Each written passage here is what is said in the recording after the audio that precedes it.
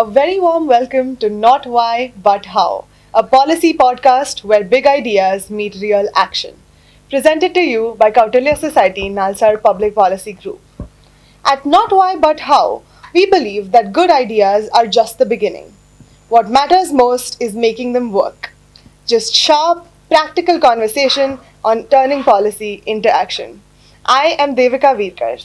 And I am Jigyasa, and we are delighted to host for the second episode of Not Why But How Professor Nivedita Menon, feminist scholar, author, and professor at Jawaharlal Nehru University, whose work has profoundly shaped conversations on gender, democracy, and post-colonial politics in India. Professor Menon has long critiqued the homogenizing impulses of state power, arguing instead for pluralism and justice rooted in lived realities. In one of her articles, she asks who exactly benefits from national integrity when women are fighting for basic rights within their homes and communities. This tension between abstract ideas and ground level inequities lies at the heart of her opposition to the Uniform Civil Code. Professor Menon, your critique of the Uniform Civil Code begins at the idea that uniformity is this desirable constitutional ideal, that there is something to be benefited to every person in India from having a law that applies uniformly. And so this sort of commonsensical understanding that's pushed into discourse about how the homogenization is desirable, how one nation, one thinking, one law, are all of these genuinely sort of something that benefits all the stakeholders involved, is uniformity as a constitutional ideal, a desirable aim for everyone in the country. Thank you so much for having me here, and excuse my voice, I have a bad throat. So yes, first of all, I don't think uniformity is a constitutional value. I don't think uniformity as such can be a constitutional value in a democracy, because the value of democracy lies in heterogeneity, in recognizing difference, and in ensuring that justice involves, and social justice involves, the recognition of difference. So if you look at the very idea of the Uniform Civil Code, it was built around the idea that for national integrity, a uniform civil code was necessary. And in the immediate post-independence period, the women's movement, even pre-independence period, the women's movement, which was very much part of the nationalist, anti-imperialist struggle, also saw uniformity as a value. So in 1937, the All India Women's Congress demanded a uniform civil code. And that actually, the demand for the uniform civil code went on till the 80s. Continuously, the women's movement asked at various points, because it was assumed that uniformity meant justice. So when the women's movement was using the word uniformity, and when the general discourse, the mainstream discourse of political parties, etc., was using uniformity, actually we were talking about two different things. And we realized that, and when I say we, I mean the women's movement, realized it when the Shabano case is the big landmark, when we understood that what was then the growing Hindu right-wing movement was demanding a uniform civil code using a very different set of principles. So since then, as feminists, we have come to understand that what we are really talking about is gender justice. And in order to bring about gender justice, uniformity is not only necessary, but maybe counterproductive, because uniformity assumes a homogeneous society, and we are not a homogeneous society. No society is homogeneous. And I think as legal scholars and as students of law, you're aware that now legal pluralism is seen as a very healthy principle to adopt. So the idea that legal pluralism is problematic and uniformity is not, is I think what one is contesting. Absolutely. So when a code such as the Uniform Civil Codes imposes a single set of laws for all, as you rightly mentioned, it removes agency also for these communities to choose which system to subscribe to. And for example, then we ask the question, who gets to decide how a tribal woman or somebody from a marginalized community is able to function, and what personal laws do they have the right to, when for centuries they have had their own social fabric that they're existing in. So ma'am, when we look at, how do you see this tension between a centralized uniformity and a pluralistic autonomy that we've recognized here as an ideal that one should look at while we were subscribing for, especially for the gender justice movement, for women, and especially for marginalized women? See, the thing is that just because feminists are suspicious of and in fact don't want uniformity doesn't mean we think that cultural rights of communities is sacrosanct. We don't believe that at all, because communities are extremely, can be and are extremely hierarchical. There are caste and gender inequalities. There are multiple class inequalities. There are ways in which communities constitute themselves, claiming long-standing traditions, when in fact most tradition is invented in the modern period. Almost all traditions are invented in the modern period, which means that we are not talking about protecting the cultural rights of communities. We refuse that binary. What we are talking about is gender justice. Now, if we say gender justice, we have to first of all recognize that the different communities in India have different histories with state formation, with law. They have different kinds of understandings of what constitutes marriage, what constitutes the rights of women within marriage. For example, the Islamic marriage is a contract. What is called the Hindu marriage is a sacrament. Now, what is the advantage of a contract? A contract implies two parties who arrive at some understanding. Now, because of overriding patriarchy, the two parties tend to be the families of the two young people, not necessarily the young people themselves.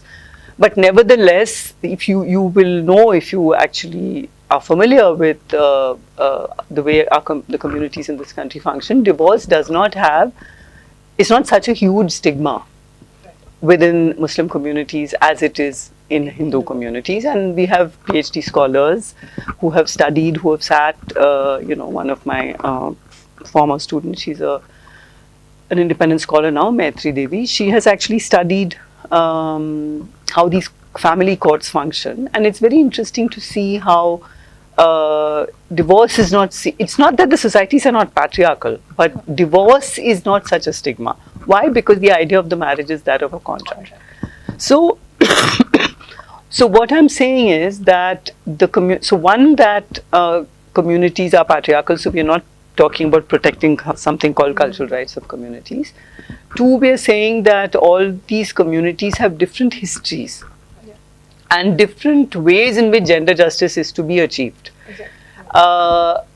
And for that, we need to be, if I say we, I'm saying women's movement, but if we're thinking of state and policy, and if we're thinking of a just state, let us be utopian for a moment and think of the possibility of a just state which is actually interested in bringing about social justice.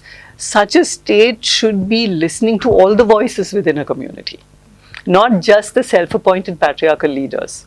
So what happened with the Shabano situation was that the then Congress government decided that the people to listen to were the patriarchy, the Muslim patriarchy, not the thousands of women who marched on the street saying don't overturn this judgment. So, so I think these are two important points to note, that we should be listening to feminist voices and other voices for justice from within communities, not treat communities as closed. Just as we are saying the nation is heterogeneous, so are communities. So yeah, I think. Professor, you touched on this when you were talking just now, but the idea that some of these traditions that are sort of the authority you're appealing to when you're sort of saying, okay, maybe we don't want a uniform code, these traditions have colonial coloration, they have the modern patriarchy's imagination of what tradition or culture is. And thus, how do you then separate when you're thinking about policy? How do you separate these understandings that have evolved over different cultural context over history, and the actual sort of constructed self-satisfying agency of the people, of especially the women who are impacted directly by these ideas? So in that just society and that just state, or a society that actually aims for justice, we would be having continuous debates and arguments in the public domain, where women would be speaking up, where other groups in communities that are Hindu, there would be castes that need to speak up. So we would have a continuous debate and no sense that we have to complete and close this debate once and for all. So if you look at, for example, the triple talaq ban, that was brought about by a grassroots movement. It's not, we talk about, there's a kind of sense as if it was a gift from the government. But in fact, it was the Bharatiya Muslim Mahila Andolan which actually fought patriarchy from within their community. They have faced a lot of attack, and they face attack from both sides, from the so-called left secular side, which believes that this is not the time. You have now played into the hands of the Hindu, right? And also from their own patriarchies. But they've stood up for their right and they won it. Of course, the next step of criminalizing was additional, and that is part of another agenda. That is not part of a gender justice agenda. But so I would say, when you say how do we listen to and understand, we need to do two things. One is debates, but second is to take scholarship seriously. It's not like everyone knows how everything is. Just because you're on social media and you say something, you don't become the arbiter of what is right. And we need to remember that there are large bodies of scholarship on Islamic jurisprudence, on jurisprudence in Hindu communities, Christian communities. Look at that work, look at what feminist scholars have said, look at what judicial scholars have said, and let us try and arrive at multiple different sets of principles by which gender justice and social justice can be achieved. See, the thing is, if I can add one more thing here, the idea that uniformity is good is a very old idea. As I said, it goes back a long way, because there is this understanding that one nation, one X is somehow good, and as you said in your introduction, that's not necessarily the case. But codification is seen as a modernizing move, and modernizing in a good sense, in a positive sense. So if you look at the Hindu code bills of the 55 to 56, those 4 acts that were passed, it's always talked about as reform of Hindu laws, which gave women rights. But that is not the case at all. There's enough feminist scholarship to show that what happened there was a codification, not reform. What does codification mean? What does it means uniformity.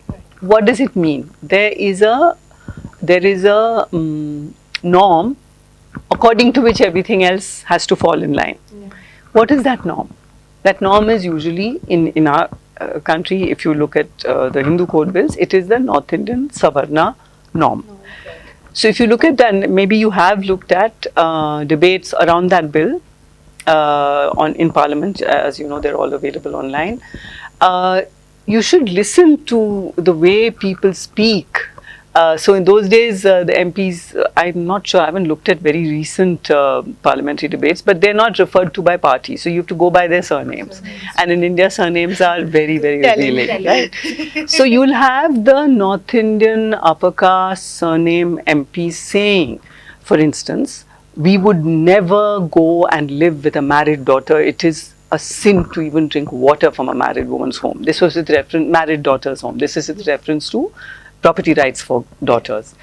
And then somebody with a Bengali name or somebody with a South Indian name will say, no, that's not the case for us. And the answer will be, then it's not Indian. Then it's not Hindu. This, not Indian, not Hindu. So codification basically took as the baseline the most oppressed group, which is the Brahmin woman, and then reformed her situation. But then that brought everybody else down to that level. Matrimony was ended. The better position that Jain widows had was ended. So there are multiple ways in which women lost rights, because you're pegging it to the worst case scenario, giving them 3 rights, let's say, and everybody who had 15 rights is being brought down to those 3 rights. I mean, I'm just using these numbers arbitrarily, but just to make a point. So that's something to remember. And the other thing to remember is that it is the Hindu code bills which actually establish technically what a Hindu is. And they struggled. You cannot arrive at a legal definition of Hindu in this country. So you know, so as legal students, you know what the definition is. All those who are not Muslim, Christian, Parsi or Jewish are Hindus.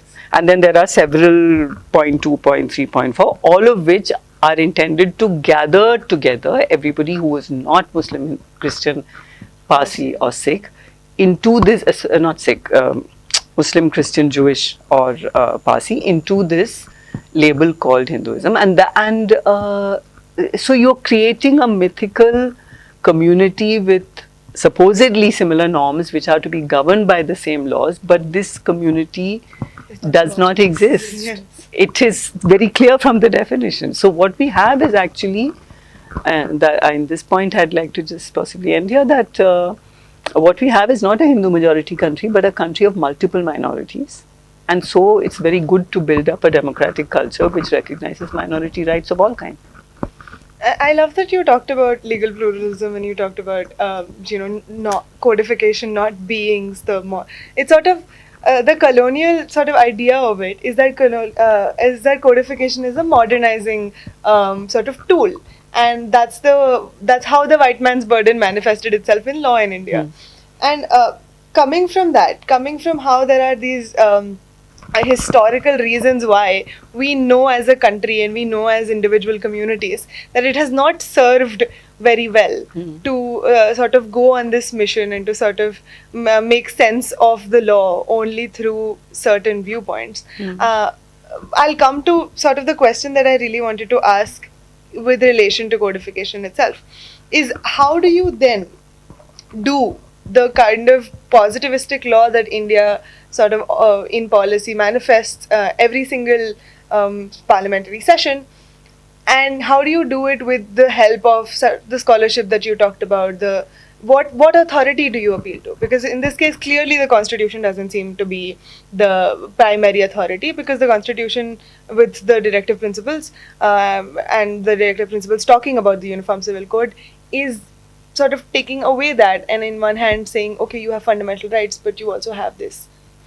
Look, I see the Constitution much more positively today than I did 20 years ago, because we were all part of a generation which was very critical of the Constitution for not being just enough, for not recognizing the need to control property, monopoly, all kinds of things, right? We were very critical of the Constitution. But what I've realized in the last 10 or 15 years, many of us, is that the Constitution, in fact, is a kind of open-ended document.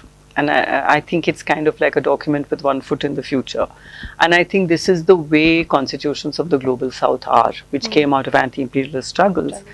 Because unlike the constitutions of the 18th century in Europe, which brought to an end a period of internal strife, and so they established a kind of closure that in future we will not reopen these questions. Correct.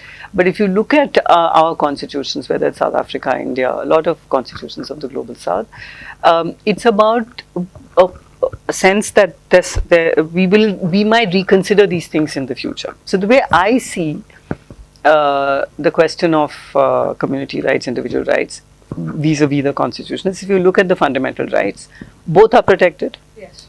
Individual rights and community rights, both are fundamental rights. And questions that might need some thinking later are put into the directive principles to be thought of by future generations, which, as you know, the directive principles also include issues around workers' rights. Yes. How is that? If you're so concerned about directive principles, let's implement all of them. But you pick and choose that which suits you. And in fact, the most contentious issues, they're still contentious. cow slaughter is still contentious because the worship of the cow is part of one kind of practice. And there's no one community that worships, I mean, one overarching Hindu community that worships the cow. There are people who worship the cow. Their interests can be respected, but not by trampling on the rights of others. Similarly, the directive principles, the Uniform Civil Code, is there in the directive principles because the idea is that you should be able to discuss it later, right? And that kind of discussion, and the first part of your question was, you have a parliament, you have certain ways in which laws are passed. There's no reason why that should be the way laws are passed. There can be functioning committees. And the committees can have actual people who know what they're talking about on those committees, not just people whom the politicians appoint, right? So you can have, I think one of the processes, we saw this process, kind of what is that called? A best practice kind of process in operation with the Justice Verma Committee. Okay. Look at the way that committee went about things. It was really astonishing because it was not just, I don't know if you remember it, so I don't even know if you were born then. But the 2012, the gang rape and murder, and then the committee is set up, and the committee literally goes to group after group after group to ask, what do you feel? A lot of that was incorporated. None of that is in the law. Exactly. None of the really key important things of that are in the law. And the law, as we can see, is completely, it's just extremely punitive without any sense of justice, and on the basis of that law, I don't think any rape case has got justice so far. So I think the fact that there are directive principles to be discussed in the future, the fact that there are two kinds of rights even in the fundamental rights, these are all meant to keep these questions open. So they're open, and we should be able to reopen them and debate them at all times. Another thing that, as we've looked at how the feminist movement has looked at UCC over the years, there is also a group of women activists that are proponents of the UCC, and when they look at UCC and they, how do you then respond to those feminists, and when they see Uniform Civil Code as a shortcut to, say, liberation, particularly in matters like you gave the example of triple talaq or polygamy, and how do you then respond to them? And what? I'm not sure that, I don't know if there's such a strong feminist position on the Uniform Civil Code, demanding a Uniform Civil Code anymore. The BMMA activists and other people who worked on triple talaq, as far as I know, their position is that there has to be some way in which the Constitution and the injunctions of the Quran can come together to bring about gender justice for women. So I think there is some kind of an understanding or some voice from that set of feminists that there should be some codification within the Muslim community, because there are, several sets of laws even in the Muslim community. So I would not have anything to say. This is the whole point. Who am I to say anything about that? I'm not a member of that community. Those laws will not affect me. And I would want to listen to the conversations and debates and see what emerges, right? And there might be very big disagreements even. So let those disagreements be there, and at most we can comment on it, but I certainly don't have any idea that this is how they should do it, right? Because I do believe that, and I want to restate this, that every community has a different history with the state. See, the other thing is that if until maybe even 5 years ago, until maybe even 4 years ago, when we talked about this mythical thing called the Uniform Civil Code, we understood that it was meant to take away certain privileges of Muslim men, such as having 4 wives, which Hindu men cannot have, etc. So that was the narrative. But now we know, and we kept saying this is not going to affect only Muslims. And whenever I say we, I'm usually referring to the women's movement, or now I would say the feminist queer movement, because it's no longer just a women's movement. So what we were then saying at that time was that this bringing about uniformity will not be only about Muslims, but we were not very clear what it would be. Well, thank you very much. Now we know what it will be from the Uttarakhand Civil Code. Exactly. So then it's very clear that the uniformity, and what did we say? Dominant norm. Savarna, North Indian norm. So no intercaste marriage, no interreligious marriage, no self-chosen, no relationship, no self-chosen relationship. So using the anti-conversion laws on the one hand and the Uniform Civil Code on the other, it's like a pincer movement to completely control the autonomy of people, especially young people, to love, live with whoever they want. And it's so brazen, it's so shameful that there's a young couple who's challenging this in Uttarakhand. And one of the obiter dicta of the judge, it's not in a judgment yet, but you know how media reports what they say. And the judge said, so they're arguing on grounds of privacy. Yes. And the judge said, you are so brazen, you're brazenly living with each other without marriage, and you are talking about privacy. This is what the judge, this is like a father talking to his daughter. The patriarchal, familial prison that the Uttarakhand Civil Code is establishing is unbelievable. It's unbelievable to imagine that this is how we will be living. And one of the supposed pros so they've been putting out all this information to make people accept it, right? So the cons, some journalists may find some cons, privacy, this, that. But one of the pros that the state itself tells us is that no landlord will be able to refuse you a place to stay on the grounds that you're not married because you would have been registered with us. Is this does this make sense to anybody? That because we will basically force you into, and of course into a legal situation, which of course they may not even give you that, right? I mean, most probably because you have to declare past relationships, you have to declare all kinds of things. And of course, one of the things that a friend was saying was that maybe queer people should just go and get there, just go in droves and say, we want to register our live-in relationships, because as far as I know, the live-in doesn't say live-in between man and woman. Right. It just says live-in. Does the law say live-in man and woman? Even to my knowledge, the distinction is not. So maybe just flood them with queer people saying, because this was actually another thing. I mean, that's fun to say, but obviously it's a huge risk for queer people to take. But it was just a fun thing that a queer friend said. But I think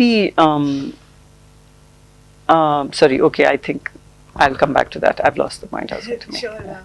So, ma'am, another thing that I was particularly wondering is, now that where we are at a pivotal moment where the conversations about gender inequalities have now, the queer movement has also incorporated itself into this conversation.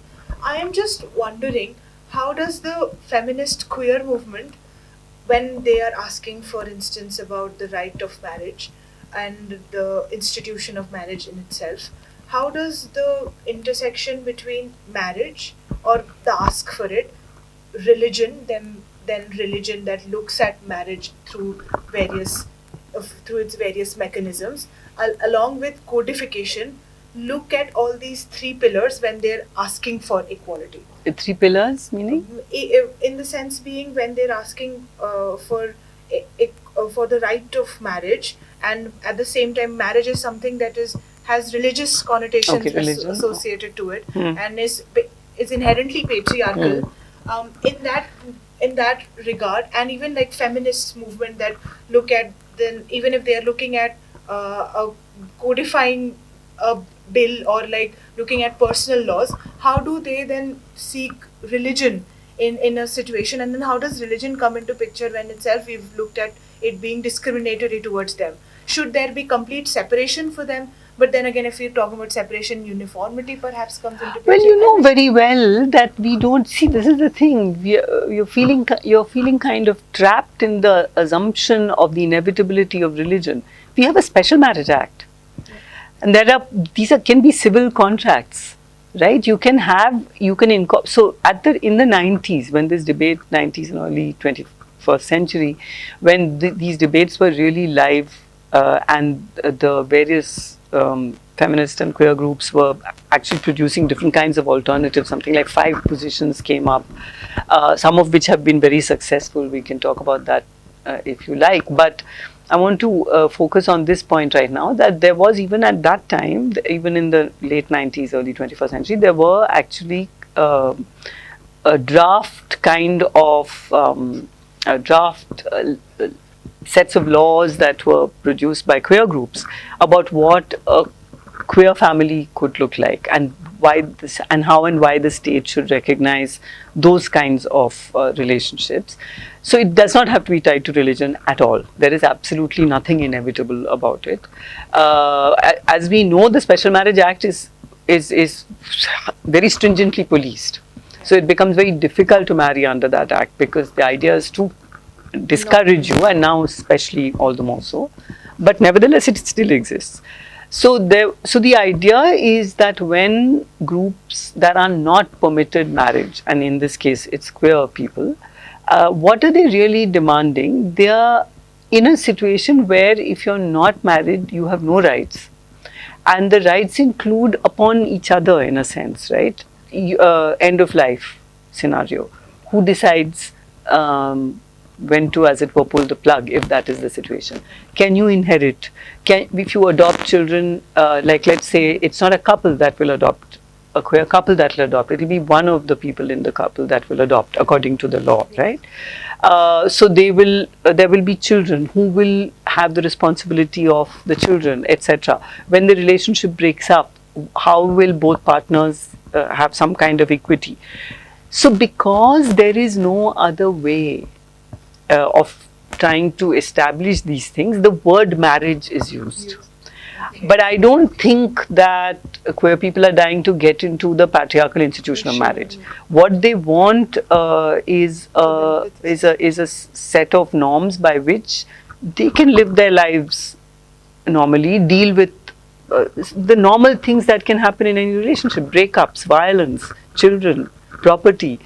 They just want these things to be established. Now, you can do it as friends, I think. Like you can set up, if you can have a living will in which all these things are laid out. It's possible, but it doesn't stop family members from challenging. And family, here I mean biological family, because that's all that's recognized, right? So if your biological family challenges any of this, it's unlikely to stand up in court. Any kind of arrangement you might have arrived at with your partner. So these are the reasons why marriage becomes becomes one way of just living normally. So I don't think marriage means, the reason why straight people marry could well be the reason why some queer people want marriage.